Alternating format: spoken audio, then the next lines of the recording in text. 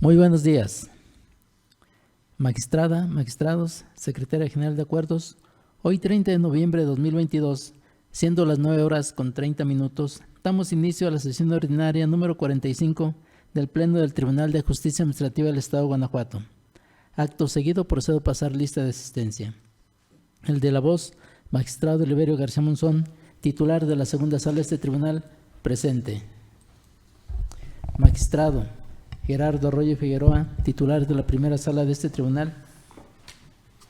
Gracias, magistrado presidente. Asisto a esta sesión de pleno y aprovecho la oportunidad para saludar a la magistrada, magistrados presentes, secretaria general de acuerdos. Buen día a todos. Gracias. Magistrada Antonia Guillermina Baldomino Guzmán, titular de la tercera sala de este tribunal. Buen día, compañeros magistrados, señora secretaria general. La de la voz, titular de la tercera sala, presente. Gracias. Magistrado José Cuauhtémoc Chávez Muñoz, titular de la cuarta sala de este tribunal. Muchas gracias, magistrado presidente. Aprovecho para saludar a la magistrado secretaria general, magistrado propietario de la cuarta sala, presente. Gracias. Magistrado Arturo Lara Martínez, titular de la sala especializada de este tribunal. Buenos días, magistrada, magistrado, secretaria general, presente. Gracias, magistrada, magistrados. Manifiesto que los presentes expresarán su decisión levantando su mano derecha. Acto continuo, solicito a la licenciada Mariana Martínez Piña, secretaria general de acuerdos de este tribunal, verifique la existencia del quórum legal. Buenos días, magistrada, magistrados. Procedo, magistrado presidente. Una vez verificada la asistencia de los magistrados integrantes de este órgano jurisdiccional, doy fe de que con su presencia integran quórum suficiente para sesionar válidamente de conformidad con los artículos 8 y 9 del Reglamento Interior del Tribunal de Justicia Administrativa del Estado de Guanajuato. Gracias, señora secretaria general de acuerdos. Verificado el quórum legal, se declara abierta la sesión y le solicito de cuenta del orden del día con los asuntos listados para ponencia.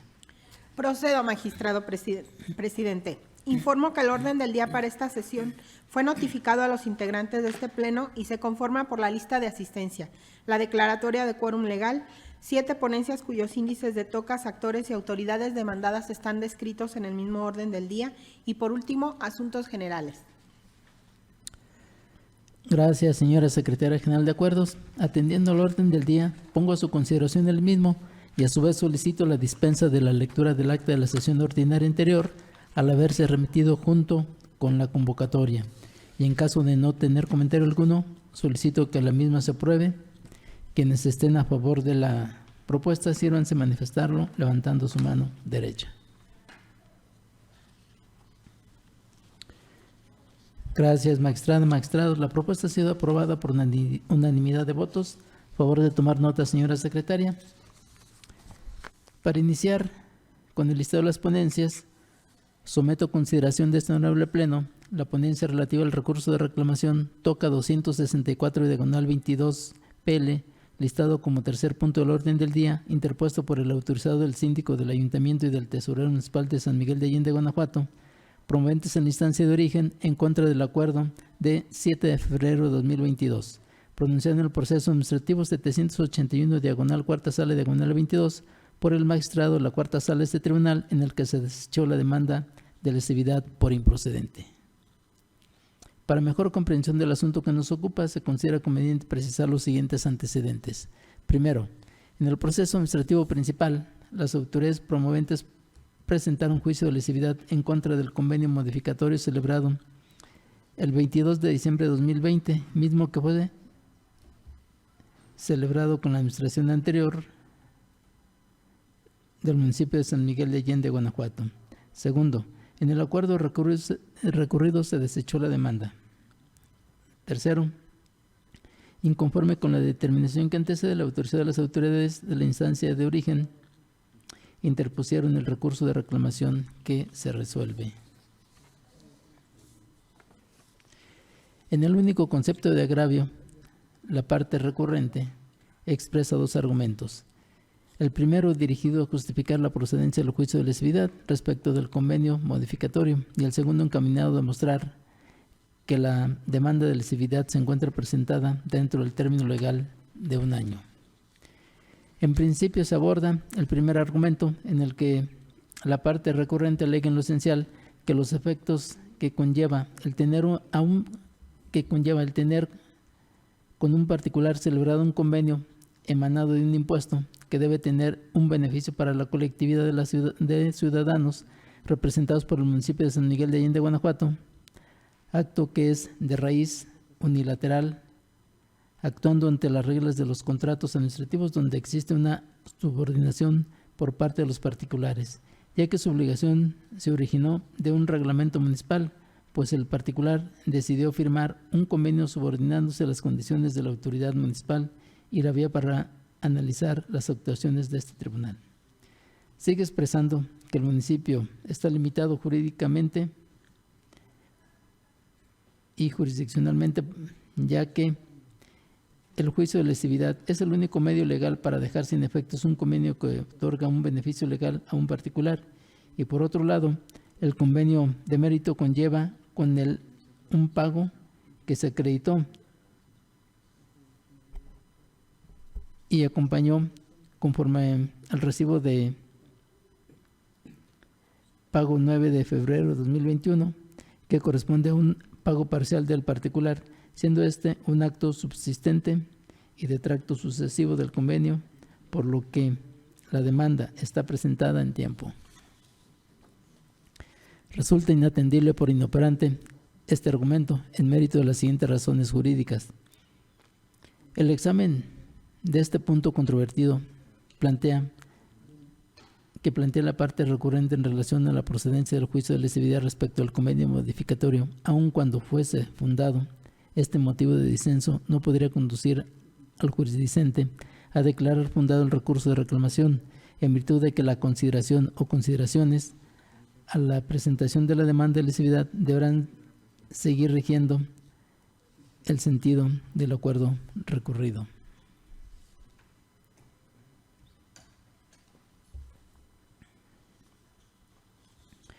De este modo, las violaciones alegadas en el recurso de reclamación que atañen a la procedencia del juicio de lesividad respecto al convenio modificatorio, en razón de que dicho medio legal es el único que tiene la autoridad para dejar sin efectos el convenio, que otorga un beneficio ilegal a la parte actora, ya que el convenio de mérito conlleva el pago de 9 de febrero de 2021, el cual corresponde a un pago parcial del particular, siendo este un acto subsecuente y de tracto sucesivo del convenio. Bajo esa línea argumentativa, este tribunal en pleno comparte la extemporaneidad de la demanda de lesividad, cuyo estudio es preferente a cualquier otra cuestión, circunstancia que es innecesario el estudio de este argumento, pues ni resultando fundado este argumento cambiaría el sentido del acuerdo impugnado. En segundo lugar, se aborda el estudio del argumento relativo al plazo para presentar la demanda de lesividad, y respecto a la parte recurrente alega, en lo esencial, que el acuerdo recurrido se desechó la demanda porque es extemporánea, dado que si el convenio modificatorio produjo sus últimos efectos hasta el 31 de enero de 2021, el año terminó el 31 de enero de 2022, siendo que la demanda se presentó el 1 de febrero del año en curso, por lo que resulta evidente que el citado convenio está consentido por la extemporaneidad de la presentación de la demanda. Resulta infundado este argumento por las siguientes razones jurídicas. En el convenio modificatorio de 22 de diciembre de 2020 se pactó una prórroga de liquidación de pago por contribución de mejora por impacto urbano de 510,000 pesos al 31 de enero de 2021. Ahora bien, las autoridades municipales y estatales, cuando no puedan anular o revocar unilateralmente sus determinaciones, podrán deducir su acción de lesividad ante el tribunal o los juzgados administrativos, siempre y cuando las leyes o reglamentos que regulen el acto no contemplen un procedimiento para obtener su nulidad y, de acuerdo a lo estipulado por la fracción segunda del artículo 263 y 306 del Código de Procedimiento y Justicia Administrativa para el Estado y los municipios de Guanajuato, tienen el plazo de 1 año para promover el juicio de lesividad. Al respecto, la parte recurrente señaló que no es extemporánea la demanda, ya que por el pago parcial realizado por el particular el 9 de febrero de 2022, hace que el convenio impugnado adquiera el carácter de acto de tracto sucesivo. Sin embargo, no le existe la razón a las autoridades municipales demandantes, en virtud de que, en la primera cláusula del convenio impugnado, la parte demandada se obligó a cubrir el pago a más tardar el 31 de enero de 2021. Por tanto, al no haberse cubierto el crédito fiscal en la fecha pactada, la consecuencia será que inmediatamente podrá ser exigible en su totalidad el crédito fiscal e incluso a través del procedimiento administrativo de ejecución. En esa línea de pensamiento, tenemos que no se trata de actos de tracto sucesivo, toda vez que la contribución de mejora por impacto urbano por la cantidad de 510,000 pesos, cuyo pago se convino realizar el 31 de enero de 2021, por ende, al dejarse de pagar, será a partir de ese día que empieza a computarse el término de un año para deducir su acción de lesividad, dado que el pago pactado en el convenio que nos ocupa es consecuencia de la aplicación de los artículos 54 ter y 54 quater del reglamento del Código Territorial para el municipio de San Miguel de Allende, Guanajuato. Ahora bien, teniendo en cuenta lo anterior, este tribunal en pleno también arriba la convicción de que al no haberse demandado la nulidad del convenio modificatorio que difirió la fecha de pago con la oportunidad que establecen los artículos 263, fracción segunda, y 306 del Código de Procedimiento y Justicia Administrativa precitado, debe considerarse que la declaración de extemporaneidad de la demanda de lesividad se encuentra pegada a derecho. Lo anterior es así porque el artículo 33 del Código de Procedimiento y Justicia Administrativa para el Estado y los municipios de Guanajuato contempla las reglas para el cómputo de los plazos, tanto en el procedimiento administrativo como en los procesos administrativos sumarios y de lesividad. En relación con el juicio de lesividad, cabe enfatizar que se establece el plazo de 1 año para su promoción y que conforme a lo estipulado por el citado artículo 33, fracción tercera, el plazo que se fija por año vence el mismo día del siguiente año calendario, aquel en que se inició. Conforme lo señalado en este numeral, si la fecha para pagar la contribución de mejora por impacto urbano, conforme lo pactado en el convenio modificatorio impugnado, venció el 31 de enero de 2021, en ese mismo día nació el derecho de la parte actora de impugnar el citado convenio. Por tanto, a partir de ese día inició el cómputo para la presentación de la demanda y no en la fecha que el particular realizó su pago, ya que lo realizó una vez que había incurrido en incumplimiento y había nacido el derecho a la autoridad de promover el juicio de lesividad. De esta manera, si en el convenio controvertido se fijó como fecha de pago de la contribución de mejora por impacto urbano el 31 de enero de 2021, entonces tenemos que el término para su impugnación venció el 31 de enero de 2022, porque ese día se cumplió el año. Por tanto, si la demanda se presentó el 1 de febrero del año en curso, entonces la presentación de la demanda resulta extemporánea. Por esta razón resulta innecesario entrar al estudio del primer argumento del concepto de agravio. Siendo lo apuntado así, tenemos que aun cuando resultare fundado el primer argumento, subsistiría la extemporaneidad de la demanda. De ahí lo infundado de este segundo argumento. En consecuencia, se propone a ese honorable pleno confirmar el acuerdo recurrido, lo anterior con fundamento en el artículo 311 del Código de Procedimiento y Justicia Administrativa para el Estado y los municipios de Guanajuato. Es cuanto a esta ponencia. Magistrada, magistrados, ¿tienen alguna observación sobre la ponencia expuesta? No existiendo ninguna intervención, se somete a votación de este honorable pleno la ponencia analizada y en caso de estar de acuerdo con su sentido, sírvanse manifestarlo levantando su mano derecha.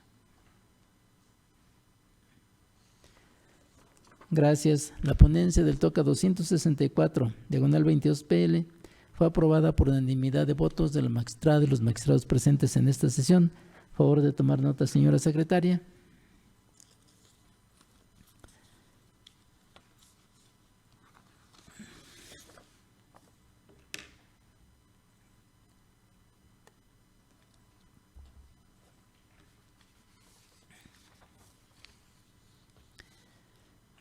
De nueva cuenta someto a consideración de este honorable pleno la ponencia relativa al recurso de reclamación TOCA 468/22 PL, listado como cuarto punto del orden del día, interpuesto por el autorizado de la Directora General de Desarrollo Urbano del municipio de Irapuato, Guanajuato. Autoridad demandada en la instancia de origen en contra de la sentencia de 8 de abril de 2022, pronunciada en el proceso administrativo 391 tercera sala 20 por la magistrada de la tercera sala de este tribunal, en la que se decretó la nulidad total de la resolución impugnada. Para mejor comprensión del asunto que nos ocupa, se considera conveniente precisar los siguientes antecedentes. Primero, en el proceso administrativo principal, la parte actora impugnó la resolución de 31 de octubre de 2019, efectuada por la Dirección de Ordenamiento Territorial, mediante lo cual se impone una multa a la parte actora en el proceso de origen. Segundo, en la sentencia recurrida no se sobreseó el proceso y se decretó la nulidad. Tercero, inconforme con la determinación que antecede, el autorizado de la autoridad demandada en la instancia de origen interpuso el recurso de reclamación que se resuelve. En el único concepto de agravio, la parte inconforme en esencia señaló que la sentencia recurrida es ilegal, ya que no se tomó en cuenta los documentos que robustecen la copia de la escritura pública presentada, consistente en copia simple de la escritura presentada para acreditar la personalidad jurídica adjuntada a la garantía de audiencia, la cual fue tomada como cierta bajo los principios de buena fe y confianza legítima. Es infundado este concepto de agravio por las siguientes razones jurídicas. Las personas morales actores impugnan la resolución de 31 de octubre de 2019, efectuada por la Dirección de Ordenamiento Territorial, mediante la cual se le impone una multa. En la demanda y en el recurso complementario, las actoras negaron que se les hubiera notificado la resolución impugnada y manifestaron bajo protesta de decir verdad que tuvieron conocimiento de la misma el 5 de febrero de 2020. La autoridad encausada en su contestación solicitó el sobreseimiento porque se configura la fracción segunda del artículo 262 en relación con el numeral 261, fracción cuarta del Código de Procedimiento de Justicia Administrativa para el Estado y los municipios de Guanajuato, porque la parte actora consintió tácitamente al acto impugnado, ya que la resolución impugnada fue notificada el 8 de noviembre de 2019. Para demostrar su afirmación, la autoridad demandada ofreció como prueba de su intención una copia certificada de la constancia de notificación, de la cual se desprende que el 8 de noviembre de 2019, un servidor público comisionado de la Dirección General de Desarrollo Urbano y Medio Ambiente de Irapuato procedió a notificarle a quien se ostentó como gerente y representante legal de la parte actora la resolución de 31 de octubre de 2019. Con la intención de acreditar que la persona notificada tenía el carácter de representante legal de las personas morales notificadas, la Directora General de Desarrollo Urbano de Irapuato ofreció como prueba de su parte una copia simple de la escritura pública número 48.449, de fecha 28 de mayo de 2019. En el acuerdo recurrido, la Sala de Origen determinó que una copia fotostática simple de la escritura pública referida era insuficiente por sí misma para demostrar la representación legal con la que se ostenta la persona notificada, pues le asiste la razón a la tercera sala de este tribunal respecto al argumento de que las fotostáticas simples carecen por sí mismas de valor probatorio pleno y solo generan una simple presunción de la existencia de los documentos que reproducen. Empero, cuando esas reproducciones fotográficas sin certificar no se encuentran adminiculadas con otro u otros elementos probatorios distintos, no tienen valor probatorio pleno.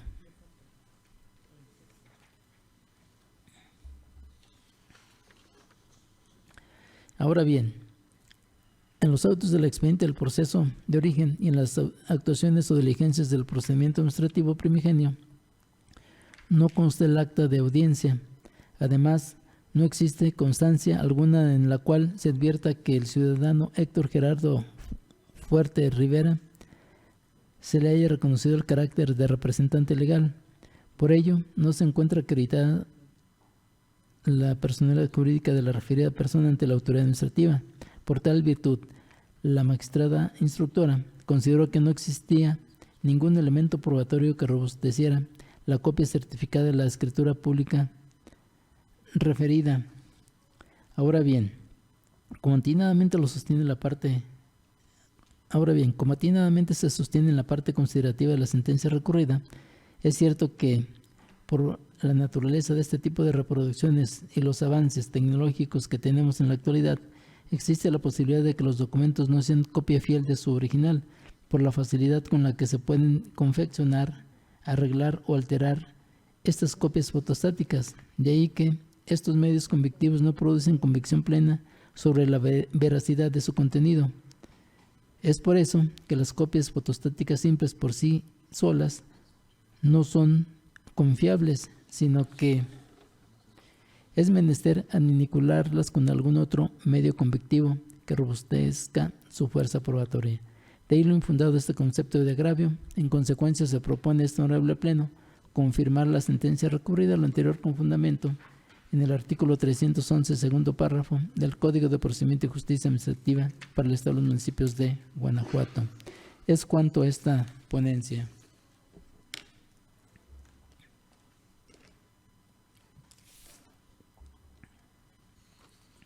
Magistradas, magistrados, ¿tienen alguna observación sobre la ponencia expuesta? No existiendo ningún comentario o observación, se somete a votación de este honorable pleno la ponencia analizada, y en caso de estar de acuerdo con su sentido, sírvanse manifestarlo levantando su mano derecha. Gracias. La ponencia del TOCA 468 diagonal 22 PL fue aprobada por unanimidad de votos de la magistrada y los magistrados presentes en esta sesión. Por favor, sírvase tomar nota, señora secretaria. Una vez más, someto a consideración de este honorable pleno la ponencia relativa al recurso de reclamación TOCA 697 diagonal 22 PL, listado como quinto punto del orden del día, interpuesto por la parte actora en instancia de origen en contra del acuerdo de 28 de junio de 2022, pronunciado en el proceso administrativo 5002 diagonal primera sala diagonal 21 por el magistrado de la primera sala de este tribunal, en el que se determinó que no ha lugar a atender al actor por ampliando la demanda. Para mejor comprensión del asunto que nos ocupa, se considera conveniente precisar los siguientes antecedentes. Primero, en el proceso administrativo principal, la parte actora impugnó la baja o cese de su cargo como policía segundo del municipio de León, Guanajuato, el cual le fue notificado de manera verbal por el director general de Policía Municipal en fecha 18 de noviembre de 2021. Segundo, la demanda se emitió y se emplazó a las autoridades demandadas, quienes contestaron en el momento procesal oportuno.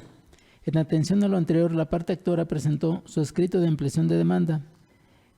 En el acuerdo recurrido, se tuvo a la parte actora por no ampliando la demanda.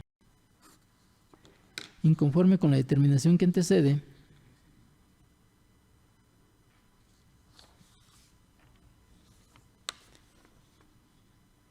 la parte actora en la instancia de origen interpuso el recurso de reclamación que se resuelve.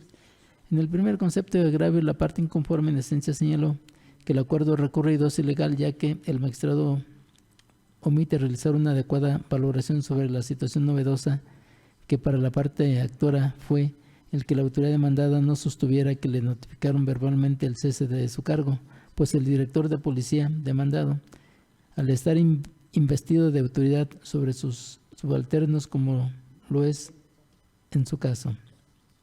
En el segundo concepto de agravio, identificado como tercero, la parte inconforme en lo esencial alegó que el acuerdo recurrido es ilegal, ya que carece de aplicación de los principios jurídicos de exhaustividad, congruencia, legalidad de las partes, interpretación jurídica de la ley, al dejarla en estado de indefensión que pudiera trascender.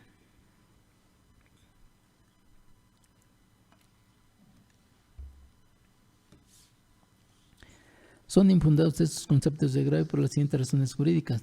En la demanda, la parte actora narró como hecho que en fecha 18 de noviembre de 2021 se le dio la orden vía transmisión radio para que se presentara en la Delegación Norte de Policía Municipal de León, Guanajuato.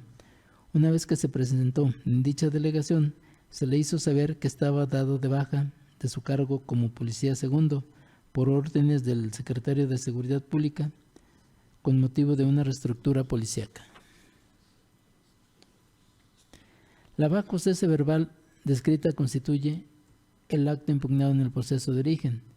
En sus respectivas contestaciones, el secretario de Seguridad Pública y el director de Policía Municipal y el director de Policía Vial negaron el citado hecho. Ahora bien, en el acuerdo impugnado a la parte actora no se le admitió la ampliación de demanda bajo el razonamiento de que no son cuestiones novedosas las razones por las cuales se considera que no se actualiza la inexistencia del acto, ni tampoco la no admisión de las pruebas confesional y testimonial. De ese modo, que este tribunal en pleno también sostiene la inexistencia del acto impugnado. No es una cuestión novedosa en virtud de que la parte actora, desde que presentó su demanda, tiene la carga procesal para probar la existencia del acto controvertido. Esto a fin de que no se configure el consentimiento tácito. La confesión expresa que se da con la aseveración de hechos propios de cualquier acto del proceso y se valorará sin necesidad de que las partes la ofrezcan como prueba. La prueba testimonial debió ofrecerse en la demanda, pero no puede hacerlo respecto de las pruebas que debió ofrecer en su demanda y no lo hizo. Sobre el particular, cabe enfatizar que las cuestiones novedosas las podemos dimensionar desde el punto de vista de los hechos o el derecho. De esta forma, para que una cuestión sea novedosa o desconocida, es menester que altere la litis del proceso administrativo, y es el caso que en la especie de los hechos novedosos que se introducen en la contestación de las autoridades demandadas no varían la litis.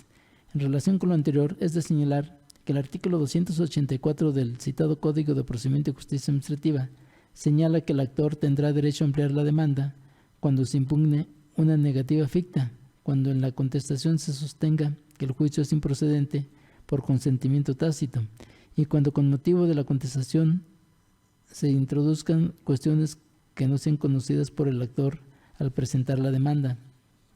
Dentro del marco de este artículo tenemos que cuando en la contestación se niegue un hecho de la demanda, no es causal para ampliar la demanda. Esto en atención a que en el presente caso la negativa de la autoridad no constituye una cuestión novedosa, ya que recae sobre un hecho narrado por la propia parte actora, el cual evidentemente era de su conocimiento. De ahí lo infundado de estos conceptos de agravio. En consecuencia, se propone a este honorable pleno confirmar el acuerdo recurrido, lo anterior con fundamento en el artículo 311, segundo párrafo, del Código de Procedimiento y Justicia Administrativa para el Estado de los Municipios de Guanajuato. Es cuanto a esta ponencia. Magistrada, magistrados, ¿tienen alguna observación sobre la ponencia expuesta? No existiendo ninguna intervención, se somete a votación de este honorable pleno a la ponencia analizada, y en caso de estar de acuerdo con su sentido, sírvanse manifestarlo levantando su mano derecha.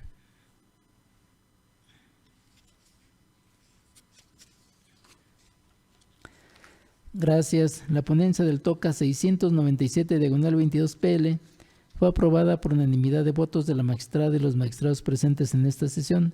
Por favor, sírvase tomar nota, señora secretaria.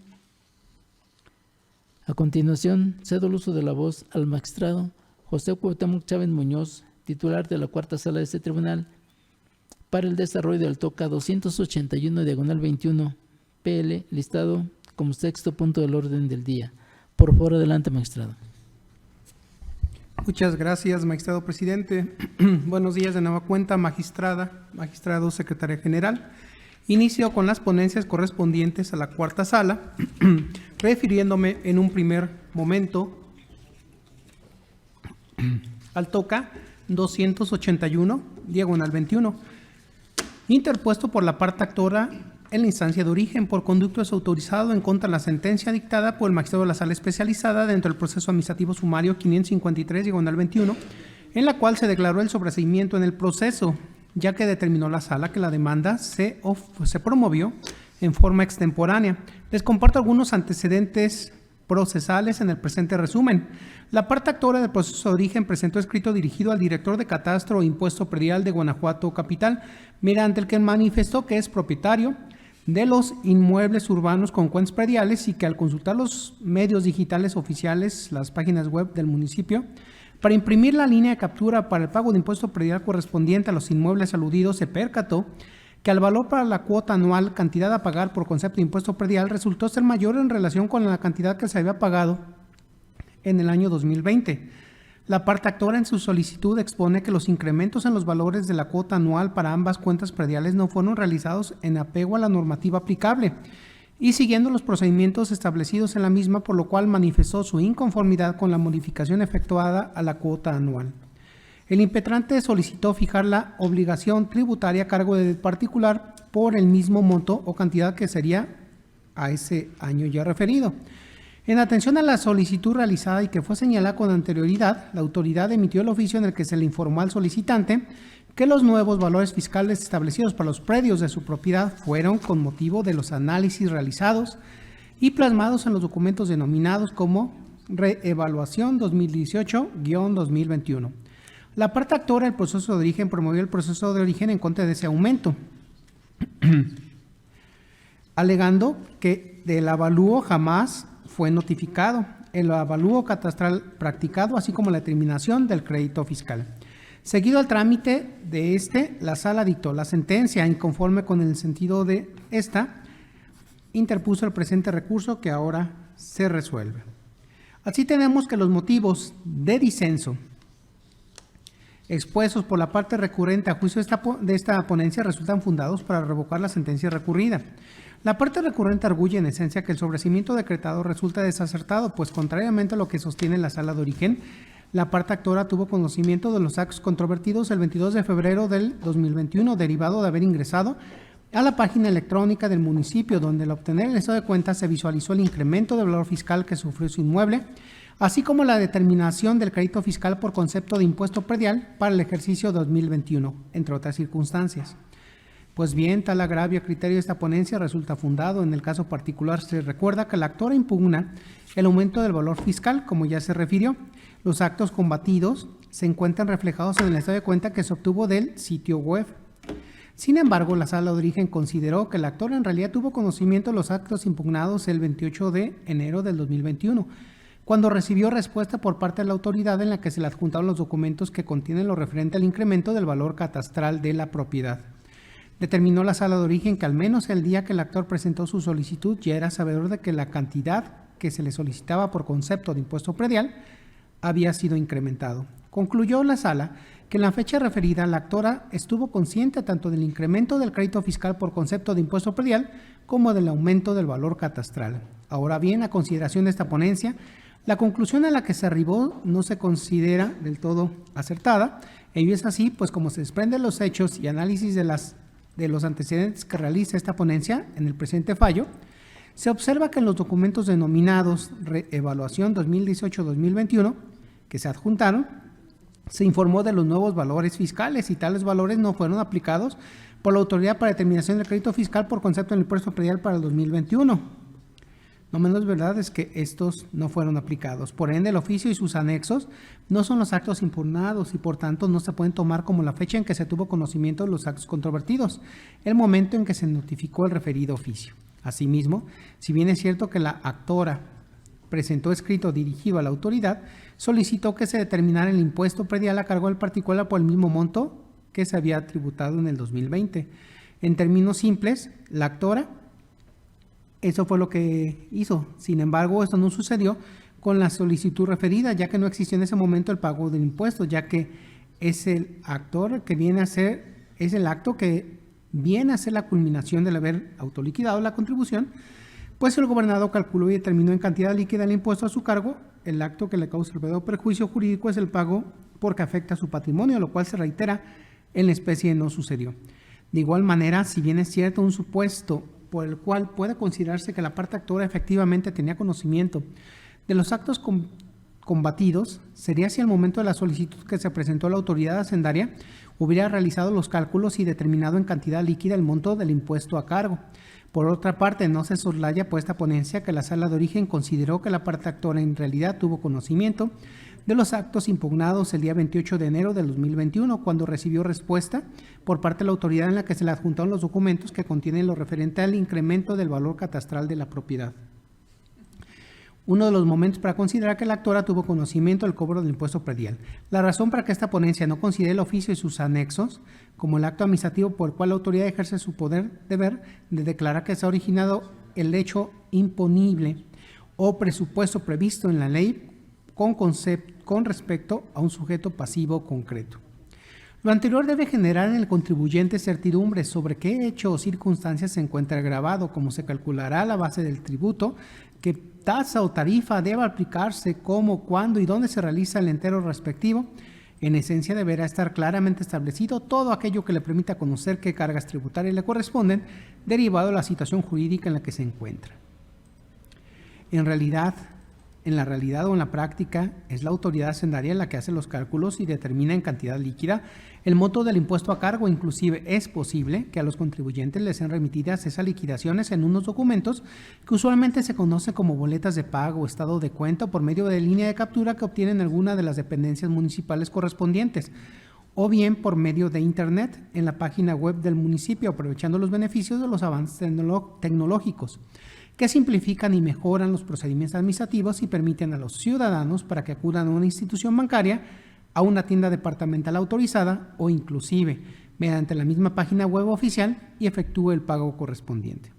Ahora bien, para el caso particular resulta relevante destacar que las publicaciones en la página electrónica del municipio constituyen un hecho notorio, lo anterior de conformidad con lo establecido por el 55 del Código de la Materia.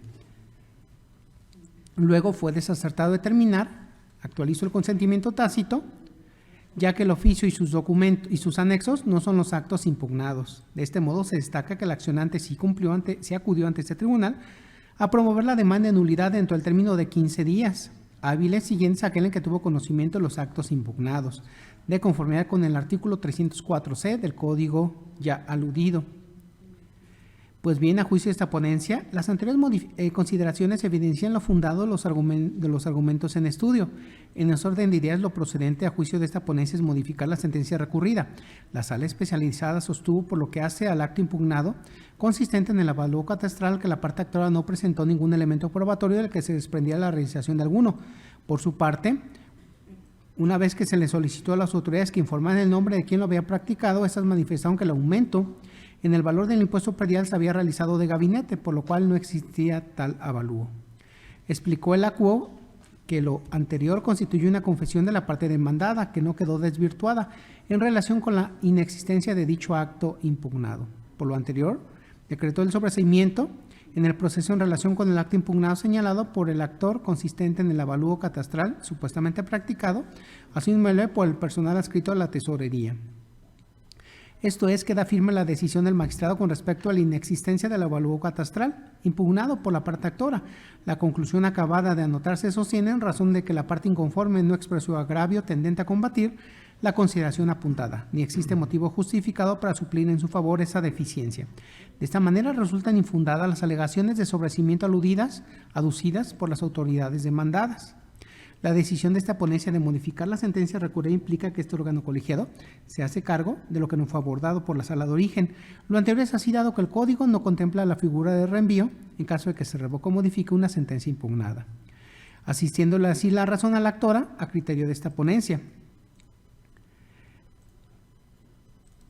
Es decir, no se atendió debidamente la mecánica de causación y liquidación del impuesto predial, dado que tanto la orden del avalúo catastral, así como los resultados del mismo, deben ser notificados al gobernado, lo cual no se realizó. En este orden de cosas, si no se actualiza alguna de las hipótesis que permitan modificar el valor fiscal de un bien contemplado por el artículo 168, primer párrafo de la Ley de Hacienda para los municipios del Estado, Dicho valor podrá variar mediante avalúo, en el entendido de que la falta de este seguirá vigente el último registrado, como se prevé en el tercer párrafo del normativo en análisis. En este contexto, cuando en el proceso contencioso el actor niega lisa y llanamente el hecho de que motivó la expedición de un acto o resolución administrativa, ello arroja la carga de la prueba a la autoridad demandada en términos de los citados numerales, de manera que incumbe a ésta probar las circunstancias que la orillaron a emitir dicha actuación, a riesgo de que, en caso contrario, se estime que tales hechos son inexistentes o no acontecieron. No obstante lo anterior, la parte demandada no desvirtuó las aseveraciones de la promovente en virtud de que no existe el avalúo y los resultados del mismo. Ello máxime porque las autoridades demandadas al emitir su contestación confesaron que no existía tal avalúo catastral. En tal sentido, las autoridades administrativas no desvirtúan las aseveraciones del promovente al contestar la demanda.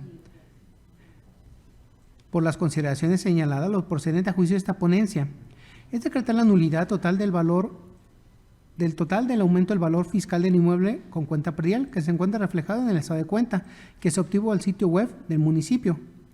Ahora bien, en cuanto a la determinación del crédito fiscal por la cantidad referida por concepto de impuesto predial, el cual se encuentra reflejado en el estado de cuenta del 22 de febrero del 2021, también procede a decretar la nulidad de ese estado de cuenta, con ese aumento del valor el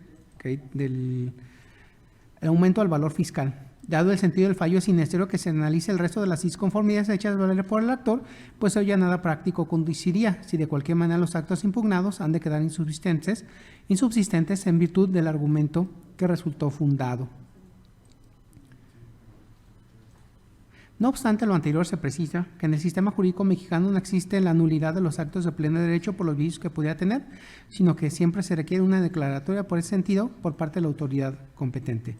Finalmente, sin que sea contradictorio a lo señalado en párrafos anteriores, se condena a la parte demandada para que al momento de determinar el pago del impuesto predial correspondiente a partir del segundo bimestre del 2021, no se le cobre al actor ningún recargo que se hubiera generado a partir de esa fecha por el incumplimiento del pago del impuesto predial.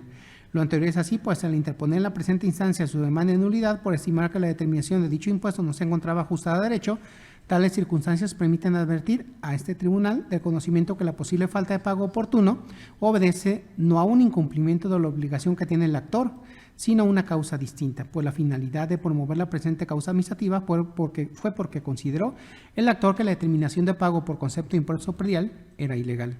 En resumen, cuando la autoridad determine nuevamente el crédito fiscal a pagar por concepto de impuesto predial para el ejercicio fiscal 2021, tomando el valor fiscal del año 2020, lo deberá hacer sin ningún tipo de recargo en contra del actor. Por lo anterior, se modifica la sentencia dictada por la Sala de Origen dentro del proceso administrativo sumario 553 del 21 de conformidad con los argumentos y fundamentos expresados en el considerando quinto de esta resolución. Es cuanto, magistrado presidente.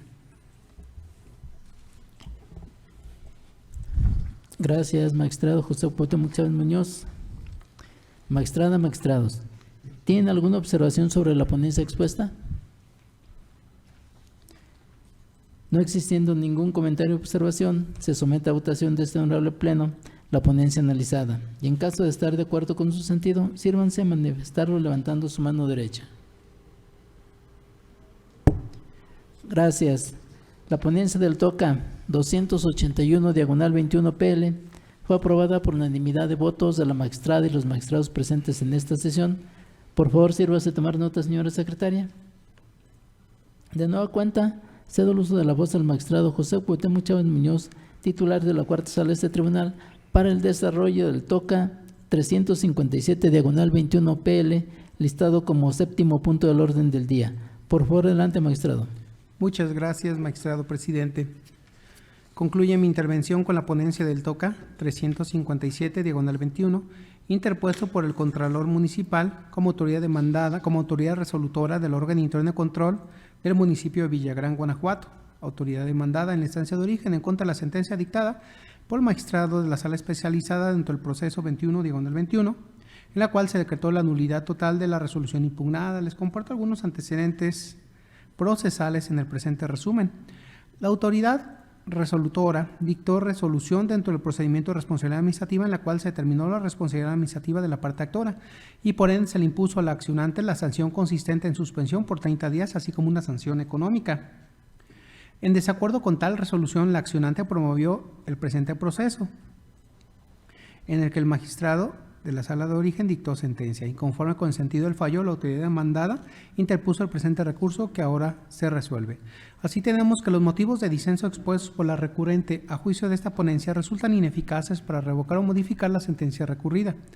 Los argumentos expresados por la autoridad recurrente contenidos en el único agravio hecho valer, el cual fue transcrito en este fallo, resultan ineficaces por inoperantes, pues con ellos no se combaten las consideraciones que dio la Sala para resolver en el sentido en el que lo hizo.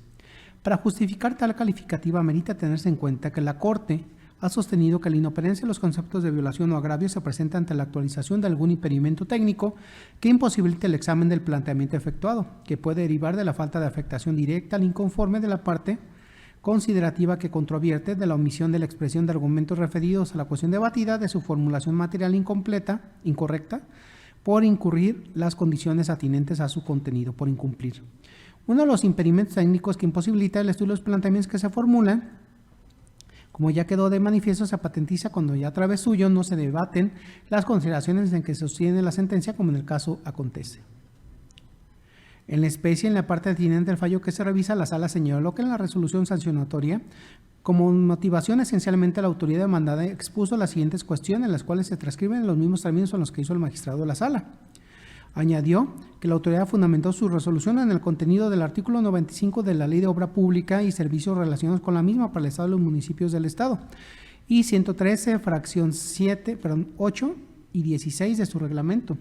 Lo anterior relacionado con el artículo 11, fracciones 1 y 2 de la Ley de Responsabilidades Administrativas de los Servidores Públicos del Estado de Guanajuato y sus municipios. Empero puntualizó el magistrado que los ordenamientos expresados con la motivación contenida en la resolución combatida puede apreciarse que no existe una clara correspondencia entre las obligaciones que contienen y las causas por las que se considera que su transgresión era imputable al actor. En tanto que el artículo 95 referido contiene los supuestos para la suspensión de una obra sin que se acredite que en el caso que nos ocupa se hubiera dado el caso. Consideró la Sala que para efecto que pudiera verificarse claramente la transgresión de cada uno de los supuestos normativos expresados por la autoridad, sería necesario que se hubiera expuesto sobre la existencia de una suspensión de obra imputable al actor. De esa manera se tiene entonces que la motivación contenida en esa resolución no refleja una transgresión a la fundamentación empleada. Por tanto, sostuvo la Sala, la imputación formulada en contra del actor no es suficientemente clara como para comprender los alcances de los actos o omisiones que le son reprochados, pues esencialmente lo que refirió a la autoridad demandada fue que se había realizado pagos en exceso, sin que se precisaran los actos o omisiones mediante los que se pueda evidenciar la responsabilidad del ahora actor. Frente a lo anterior, se tiene que las manifestaciones de la parte recurrente resultan ineficaces para desvirtuar las consideraciones jurídicas medulares expuestas por el magistrado para apoyar su sentencia, lo cual se insiste torna inoperante el agravio en estudio. La parte recurrente no indica por qué el caudal probatorio analizado y con respecto al cual se hizo la valoración correspondiente evidencia la autoría de los hechos y en consecuencia la responsabilidad atribuida, así como tampoco señala cuáles fueron las normas jurídicas que fueron invocadas en la resolución sancionatoria y que prevé las obligaciones o atribuciones del sujeto a procedimiento como director de obras públicas, porque solo así esta ponencia estaría en posibilidad de analizar si la decisión del magistrado de la Sala especializada fue desacertada. Sería imposible exigir en materia de responsabilidades administrativas de los servidores públicos que en la ley relativa se contenga la descripción de todas las conductas, hechos o omisiones que constituyan infracción, pues con independencia de los principios constitucionales y reglas generales aplicables habrá que estar además a cada ordenamiento aplicable en lo particular, según el puesto, cargo, comisión y la naturaleza de las actividades o función pública desempeñada por el servidor. En el caso se recuerda que la Sala, en esencia, consideró que no se indicaron las funciones que fueron ejercidas en forma indebida por la demandante, pues no existió una vinculación de su proceder con las obligaciones que derivaran del cargo que ésta desempeñaba, lo que resulta indispensable para encuadrar la conducta en el supuesto de infracción contenido en el artículo 11, fracción primera de la Ley de Responsabilidades Administrativas de los servidores públicos del Estado de Guanajuato y sus municipios, actualmente abrogada. No pasa inadvertido para esta ponencia que es imposible que existan normas generales que contengan todos los deberes que correspondan a un servidor público, como ya se mencionó. En este orden de ideas, como el agravio en estudio no cuestiona ni pone en entredicho La decisión asumida por la sala debe prevalecer precisamente por no haberse superado. De ahí la inoperancia del mismo. No pasa desapercibida que la autoridad recurrente alega que fue incorrecto que el magistrado utilizara el principio de tipicidad que es propio de la materia penal y no de la materia administrativa. Pues bien, tal motivo de disenso resulta ineficaz, se explica. Tanto el derecho penal como el derecho administrativo sancionador pueden ser dos inequívocas manifestaciones de la potestad punitiva del Estado, entendida como la facultad que tiene éste de imponer penas y medidas de seguridad ante la comisión de ilícitos. De un análisis integral del régimen de infracciones administrativas se desprende que el derecho administrativo sancionador posee como objetivo garantizar a la colectividad en general el desarrollo correcto y normas de las funciones reguladas por las leyes administrativas, utilizando el poder de la policía para lograr los objetivos en ella trazados, cuestión en la que ya va inmerso el interés colectivo. En este orden de ideas, dada la similitud y la unidad de la potestad punitiva en la interpretación constitucional de los principios de derecho administrativo sancionador, puede acudirse a los principios penales sustantivos como son, entre otros, el principio de legalidad, el principio non bis in idem, la presunción de inocencia, el principio de culpabilidad e incluso la prescripción de las sanciones, aun y cuando la traslación de los mismos, en cuanto a grados de exigencia, no pueden hacerse de forma automática, porque la aplicación de dichas garantías al procedimiento administrativo solo es posible en la medida en que resulten compatibles con su naturaleza. Conforme al criterio jurisprudencial, es válido acudir prudentemente a técnicas garantistas del derecho penal a fin de verificar a la luz del derecho administrativo sancionador si efectivamente se actualizó la hipótesis de sanción, esto es, si se materializó exactamente la conducta que la autoridad administrativa imputa al sancionado. En efecto, entre los principios constitucionales que rigen en materia penal al derecho administrativo sancionador, el principio de exacta aplicación de la ley, que constituye el derecho fundamental para todo gobernado en los juicios del orden criminal garantizado por el artículo 14 constitucional, es uno preponderantemente en tanto que constituye el origen del acto punitivo de la autoridad. El principio de legalidad constituye un importante límite externo al ejercicio del ius puniendi del Estado, con base en lo cual la norma suprema impide que los poderes ejecutivo y judicial, este último a través de la analogía y mayoría de razón, configuren libremente delitos y penas o infracciones y sanciones, es decir, el mencionado principio exige que todo acto de los órganos del Estado debe encontrarse fundado y motivado conforme a las leyes establecidas con anterioridad al hecho que se sanciona. Dicho principio posee como núcleo duro básicamente dos principios, el de reserva de ley y el de tipicidad. Por lo que se refiere al primero, se traduce en que determinadas materias o ciertos desarrollos jurídicos deben estar respaldados por ley o simplemente que la ley es el único instrumento idóneo para regular su funcionamiento. Por su parte, el de tipicidad manifiesta como una exigencia de la predeterminación normativa clara y precisa de las conductas ilícitas y de las sanciones correspondientes. Ahora bien, para dar continuidad a esta necesidad de certeza de la ley y seguridad jurídica, el órgano decisor, en cumplimiento del principio de exacta aplicación de la ley, no tiene más que asegurarse de conocer el alcance y significado de las normas a realizar, el proceso mental de adecuación típica y de la correlación entre sus elementos sin que, como se ha reiterado, se rebase la interpretación y se incurra en el terreno de la creación legal para superar las deficiencias de la norma. Luego, este ejercicio es procedente realizando cuando se analice la legalidad de una resolución administrativa que afecte a la esfera jurídica del servidor público, es decir, corresponde al juzgador verificar si la resolución sancionatoria se adecúa con exactitud a la hipótesis jurídica con base en la cual se sanciona al servidor. De ahí que fue correcto que la sala invocara en su sentencia el principio de tipicidad. Concluyo. De esta manera, al resultar ineficaces los argumentos esgrimidos a manera de agravio, lo procedente a juicio de esta ponencia es confirmar la sentencia dictada por la sala especializada. Es cuanto, magistrado presidente. Gracias, magistrado José Cuauhtémoc Chávez Muñoz. Magistrada, magistrados, ¿tienen alguna observación sobre la ponencia expuesta? No existiendo ninguna intervención, se somete a votación de este honorable pleno la ponencia analizada. Y en caso de estar de acuerdo con su sentido, sírvanse a manifestarlo levantando su mano derecha. Gracias. La ponencia del TOCA 357 diagonal 21 PL fue aprobada por unanimidad de votos de la magistrada y los magistrados presentes en esta sesión. Por favor, sírvase a tomar nota, señora secretaria.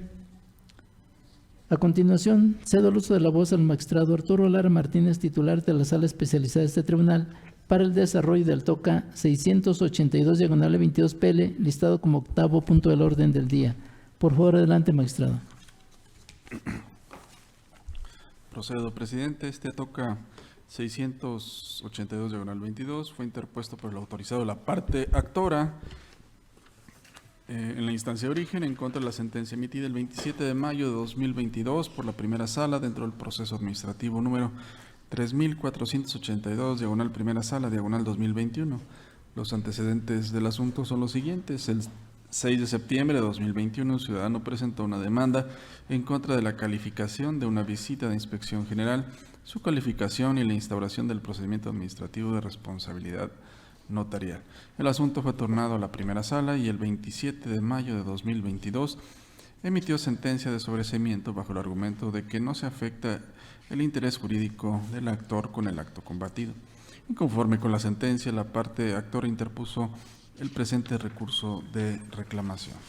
El agravio, donde argumenta el recurrente que sí cuenta con interés jurídico para impugnar la visita de inspección, su calificación y la instauración del procedimiento de responsabilidad notarial, es infundado. Atentos a lo siguiente. La resolución administrativa requiere, para su conformación, estar precedida por una serie de formalidades y actuaciones intermedias, es decir, actos instrumentales, mismas que proporcionarán a la autoridad los elementos indispensables para su emisión, al tiempo que constituyen un referente de que el actor administrativo no ha sido arbitrario, sino que ha sido construido con elementos que lo justifican e incluso con la participación de las personas a las que va dirigida. Empero, no son los actos intermedios, sino la resolución la que por regla general produce la afectación a un derecho subjetivo. En efecto, las visitas de verificación o inspección y el procedimiento administrativo de responsabilidad notarial siguen una serie de etapas o formalidades hasta llegar al acto que se considera definitivo, susceptible de ser impugnado. Entre estas etapas podemos identificar las siguientes. 1. Mandamiento escrito de autoridad administrativa competente. 2. Diligencia de visita. 3. Calificación de la visita. 4. Instauración y trámite del procedimiento de responsabilidad notarial. Y 5. Emisión de una resolución congruente a los hechos, pruebas e informes recabados en la visita y en el trámite del procedimiento de responsabilidad notarial. Como se desprende de la anterior transcripción, los actos que preceden a la emisión de la resolución son única y exclusivamente pasos que ilustran a la autoridad administrativa para la toma de una decisión final, y los mismos por sí no entrañan la afectación a un derecho subjetivo y, por ende, no actualizan el interés jurídico del sujeto al procedimiento. A propósito de lo anterior, la fracción 1 del artículo 261 del Código de Procedimiento y Justicia Administrativa para el Estado y los municipios de Guanajuato señala que el interés jurídico para acudir al juicio de nulidad deriva de un acto de autoridad que desconoce el derecho subjetivo de un particular y en virtud de lo cual este último, al sentirse afectado, acude a la instancia jurisdiccional. Es claro que para que el interés jurídico nazca, debe existir, en primera instancia, un derecho protegido por una norma y, posteriormente, su afectación, lo anterior con sustento en el criterio emitido por este órgano de control de legalidad, cuyo rubro reza interés jurídico, concepto de. En este tribunal en pleno estima, como lo apuntó la sala acuo, que la emisión de una orden de visita, su calificación y la instauración del procedimiento de responsabilidad notarial no afecta el interés jurídico del justiciable, pues los actos emitidos durante el procedimiento administrativo son instrumentales y por regla general no afectan el derecho subjetivo del justiciable. Al tratarse de actos dictados dentro de un procedimiento administrativo, procede el juicio de nulidad en contra de la resolución con que culmina, pues es ahí donde se materializa la afectación al particular, en el entendido de que se podrán reclamar válidamente en tal oportunidad todas las violaciones cometidas dentro de dicho procedimiento. Por lo tanto, es dable concluir que con la emisión de la orden de visita, su calificación y la instauración del procedimiento administrativo, no se afectan los intereses jurídicos del accionante, pues el acto impugnado no le ha lesionado aún derecho alguno. Resulta ilustrativo a lo anterior la tesis aislada que es del tenor literal siguiente: violaciones procesales, las cometidas en resoluciones de trámite en un procedimiento administrativo seguido en forma de juicio son impugnables en la demanda de amparo contra la resolución definitiva. Hasta aquí la cita. A todo lo expuesto, cierra de sustento el criterio emitido por este pleno intitulado Actos procedimentales sobre seguimiento del juicio tratándose de. Finalmente, es menester mencionar que los argumentos que el recurrente expone sobre violaciones en el procedimiento de responsabilidad notarial son cuestiones que habrán de valorarse al momento en que se expida la resolución dentro de dicho procedimiento y en su caso podrán ser base del argumento que se exponga en contra de una eventual resolución sancionatoria. Aunado a lo anterior, es prudente invocar como hecho notorio y precedente válido lo resuelto por el segundo tribunal colegiado en materia administrativa del 16º circuito en el amparo directo administrativo número 33/2021, en un asunto similar al que ahora nos concierne. Por lo tanto, sustentado en las consideraciones jurídicas previamente expuestas, resulta procedente confirmar la sentencia dictada por la Sala de Origen. Gracias, magistrado Arturo Lara Martínez. Magistrados, ¿tiene alguna observación sobre la ponencia expuesta? No existiendo ninguna intervención, se somete a votación de este honorable pleno la ponencia analizada.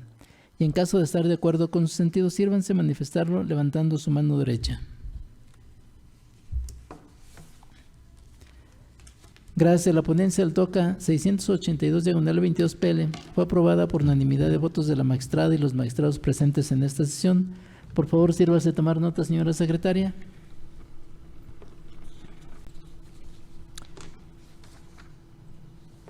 Para finalizar con el listado de las ponencias, cedo el uso de la voz a la magistrada Antonia Guillermina Baldovino Guzmán, titular de la tercera sala de este tribunal, para el desarrollo del recurso de apelación SEAG 54/22 PL, listado como 9º punto del orden del día. Por favor, adelante, magistrada. Gracias, magistrado presidente. Reitero mis saludos a mis compañeros magistrados y a la señora secretaria general. Esta tercera sala somete a su consideración el proyecto de resolución correspondiente al recurso de apelación TOCA 54/22, interpuesto por la directora de investigación B, adscrita a la Dirección General de Asuntos Jurídicos de la Secretaría de la Transparencia y Rendición de Cuentas del Estado, en contra de la resolución dictada por el magistrado de la Sala Especializada dentro del procedimiento de responsabilidad administrativa 103/2021.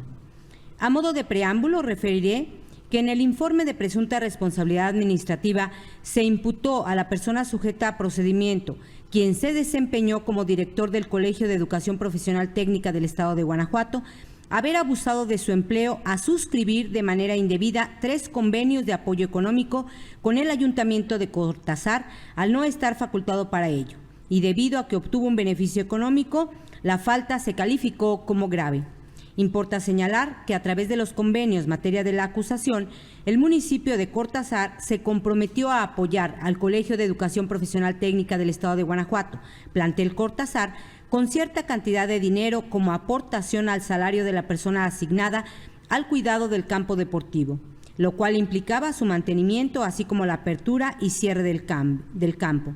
A cambio, la institución se comprometía a poner a disposición del público en general la pista atlética de las 7:00 a las 19 horas, así como el campo de fútbol previa solicitud de la presidencia. En la resolución materia de este recurso, la sala determinó la inexistencia de responsabilidad administrativa por parte de la persona sujeta a procedimiento porque no se acreditó la ausencia de facultades para suscribir los convenios indicados en el informe de presunta responsabilidad administrativa. Ahora bien, en su expresión de agravios, la autoridad recurrente sostiene, en primer lugar, que fue incorrecta la interpretación teleológica que realizó la sala de las funciones de la persona sujeta a procedimiento descritas en el documento anexo al informe de autoridad del Colegio de Educación Profesional Técnica del Estado de Guanajuato, titulado, y lo cito de una manera textual, Funciones y o actividades director de plantel. Fin de la cita. Refiere que una adecuada interpretación teleológica implicaba considerar que el objetivo del Colegio de Educación Profesional Técnica del Estado de Guanajuato es prestar el servicio público de educación y que no tiene fines empresariales porque es un organismo público descentralizado que cuenta con ingresos propios. La autoridad también señala que el documento titulado Funciones y actividades director de plantel no puede ser objeto de una interpretación teleológica, porque no es una norma jurídica y además refiere que de las funciones ahí descritas no se desprende que la persona sujeta a procedimiento en su calidad de director de plantel expresamente cuente con la atribución de suscribir convenios. Finalmente, la autoridad alega que la sala analizó aisladamente el documento mencionado. No obstante, que en conjunto las pruebas que ofreció demuestran que la persona sujeta a procedimiento, en particular el acta de hechos y el oficio de 12 de marzo de 2020, no tiene la atribución de suscribir convenios con objeto diverso a los que por disposición legal se encuentra facultada. Los argumentos expuestos son infundados. A diferencia de lo que asevera la autoridad recurrente, el documento titulado Funciones y/o actividades director de plantel, remitido por la directora de Administración del Colegio de Educación Profesional Técnica del Estado de Guanajuato, contiene normas jurídicas. En efecto, si una norma jurídica es una regla que regule el comportamiento de las personas en la sociedad, cuyo incumplimiento se encuentra sancionado por un ordenamiento, entonces el contenido del documento en cuestión participa de esa naturaleza, puesto que precisa el alcance de las funciones de la persona que desempeñe el cargo de director o directora de plantel, y además el incumplimiento a alguna de esas funciones puede dar lugar a que se determine una responsabilidad administrativa. Por tanto, las funciones descritas en el documento titulado Funciones y/o actividades director de plantel, dada su naturaleza jurídica, pueden ser materia de un ejercicio de interpretación teleológica y funcional. Por otro lado, la interpretación teleológica consiste en atribuir significado a una norma jurídica atendiendo a la finalidad del precepto relativo. Se emplea para justificar que una solución sirve a un determinado fin, ya sea intrínseco al derecho o procurado por alguna norma jurídica. Desde esta perspectiva, la interpretación teleológica de las funciones descritas en el documento en cuestión no implicaba, como sugiere la autoridad recurrente, considerar el objetivo y los fines del Colegio de Educación Profesional Técnica del Estado de Guanajuato, al menos no necesariamente, sino como lo hizo la sala, desentrañar el alcance de tales funciones considerando para ello el fin que persigue cada una de ellas. En efecto, en la resolución recurrida, la sala destacó que el aludido documento replica las atribuciones enlistadas en el artículo 27 del Reglamento Interior del Colegio de Educación Profesional Técnica del Estado de Guanajuato y añade, entre otras, las siguientes: propiciar y promover ante autoridades y diversos sectores de la planta productiva acciones tendientes a la autogestión financiera mediante la obtención de ingresos propios, donaciones en efectivo y/o especie que beneficien a la institución y a la comunidad educativa del plantel. Promover la imagen y los servicios que ofrece el plantel con criterio empresarial en los sectores productivos, de bienes y servicios público y social. De las funciones anteriores, la sala desprendió que quien desempeña el cargo de director o directora de plantel en el Colegio de Educación Profesional Técnica del Estado de Guanajuato sí puede celebrar convenios mediante los cuales se obtengan ingresos y que atiendan a su autogestión, como en el caso, obtener el recurso que permita pagar las percepciones de la persona encargada del mantenimiento, así como de abrir y cerrar el campo deportivo de la institución, a cambio de permitir su uso, y también que se le confirió la atribución de promover en el sector público los servicios que ofrece el plantel, una cancha de fútbol y una pista atlética, con criterio empresarial en sectores como el público. Derivado de lo anterior, la sala sostuvo que el hecho de que la institución educativa cuente con un campo de fútbol y una pista de atletismo, respecto de los cuales existe una gran demanda por parte de las familias y deportistas de la ciudad para su uso diario, según se estableció en los convenios, vinculado con el criterio empresarial y la facultad de autogestión de recursos frente al sector público, conllevan a sostener que existe una atribución que permite que la persona titular de la institución educativa tome decisiones basadas en las necesidades, eficientice sus recursos y sea eficiente y flexible en sus medidas, como la de promover su autogestión mediante la celebración de convenios en los que otro ente absorba los costos que provocaría una mayor explotación de esos espacios y el sueldo de quien se encargue de abrir y cerrar el acceso a los usuarios. Así pues, la interpretación teleológica y funcional que realizó la sala fue correcta, pues desentrañó el alcance de las funciones de la persona que desempeñe el cargo de director o directora de plantel, descritas en el documento titulado Funciones y actividades director de plantel, considerando para ello el fin que persigue cada una de ellas, pues de las funciones citadas por la sala se desprende que la persona sujeta a procedimiento sí contaba con sustento normativo para suscribir los convenios, ya que con ello promovía y propiciaba acciones tendientes a la autogestión financiera en beneficio de la institución y de la comunidad educativa del plantel, y también promovía la imagen y los servicios que ofrecía el plantel. Finalmente, en la resolución en materia de este recurso, se realizó un análisis integral de las pruebas a fin de dilucidar, entre otras cuestiones, si no existía fundamento para que la persona sujeta a procedimiento suscribiera los 3 convenios con el Ayuntamiento de Cortázar, y derivado de ese estudio, la sala concluyó que tal conducta tenía sustento en las funciones descritas en el documento aludido.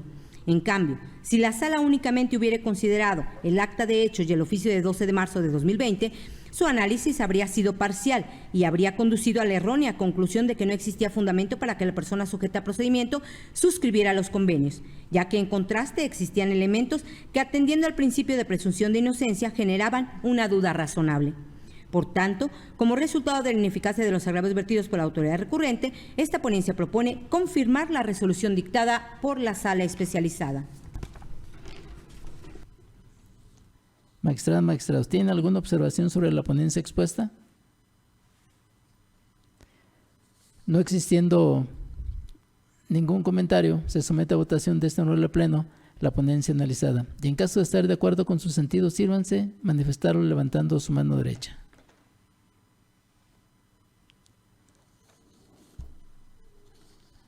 Gracias. La ponencia analizada fue aprobada por unanimidad de votos de la magistrada y los magistrados presentes en esta sesión. Por favor, sírvase a tomar nota, señora secretaria. A continuación, señora secretaria, le solicito dé cuenta de los asuntos generales. Gracias, magistrado presidente. Como primer asunto general, informo que en seguimiento de las excitativas de justicia promovidas dentro de los autos que integran los procesos administrativos 1173 de 2018 y 1298 de 2020, que los informes de las salas correspondientes fueron rendidos oportunamente y se acordó por parte de la Presidencia declarar sin materia las excitativas de mérito al advertirse que las sentencias respectivas han sido emitidas. Lo anterior en términos de los artículos 315 y 316 del Código de Procedimiento y Justicia Administrativa para el Estado y los municipios de Guanajuato. Gracias, señora secretaria general de acuerdos. Magistrados, ¿tienen algún comentario sobre el asunto relativo a este punto? No habiendo ningún comentario o observación, se declaran sin materia las excitativas de justicia de mérito. Continúo con los asuntos generales, por favor, señora secretaria. En tal sentido, informo como segundo y último asunto general que fue promovida excitativa de justicia dentro de los autos que integran el proceso administrativo 5357 de 2021 por el autorizado de la parte actora. Derivado de lo anterior, la promoción fue debidamente acordada y se encuentra en vías de notificación a las partes. Ello así en el sentido de solicitar a la sala correspondiente que rinda el informe sobre la materia de la misma, por lo cual dependerá de la información procesal que se indique para estar en posibilidad de determinar lo legalmente conducente en términos de los artículos 315 y 316 del Código de Procedimiento y Justicia Administrativa para el Estado y los municipios de Guanajuato. Gracias, señora secretaria general de acuerdos. Magistrados, ¿tienen algún comentario sobre el punto relativo a este asunto? No existiendo comentario alguno, esta presidencia acordará lo conducente y posteriormente se dará cuenta al pleno de ello. En ese sentido, no habiendo más asuntos que tratar, llegó todos los puntos listados en el orden del día. Declaro cerrada la sesión ordinaria de pleno número 45 del Tribunal de Justicia Administrativa del Estado de Guanajuato, siendo las 10:46. Gracias por su asistencia y participación, señora magistrada, señores magistrados y señora secretaria general de acuerdos. Que tengan todos ustedes un excelente día.